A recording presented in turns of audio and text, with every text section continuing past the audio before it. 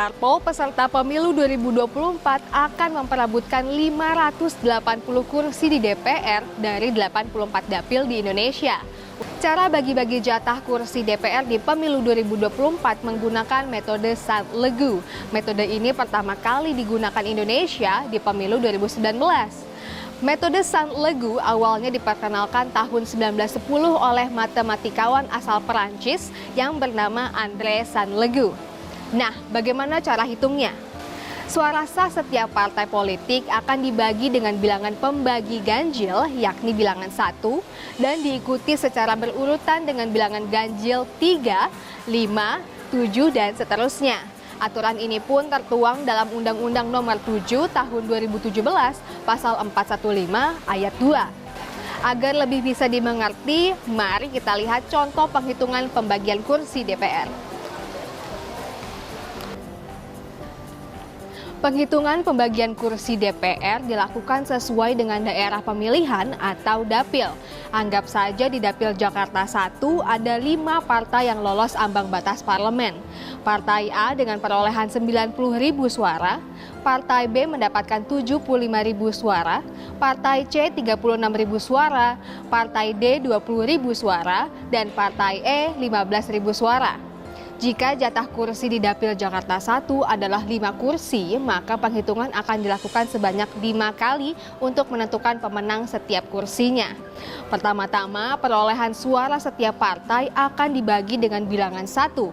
Hasil terbanyak dari penghitungan ini adalah Partai A, maka Partai A memenangkan kursi pertama.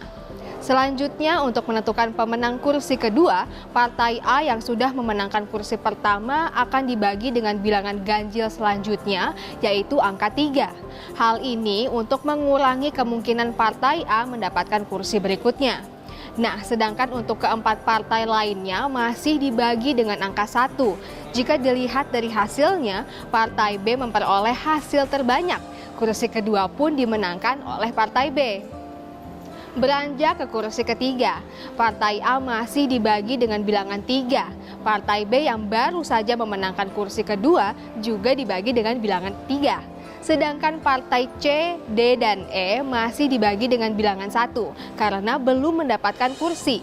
Dari hasil penghitungan ini, Partai C memenangkan kursi ketiga. Untuk menentukan kursi keempat, Partai A, B, dan C akan dibagi dengan bilangan 3. Partai D dan E tetap dibagi dengan bilangan 1.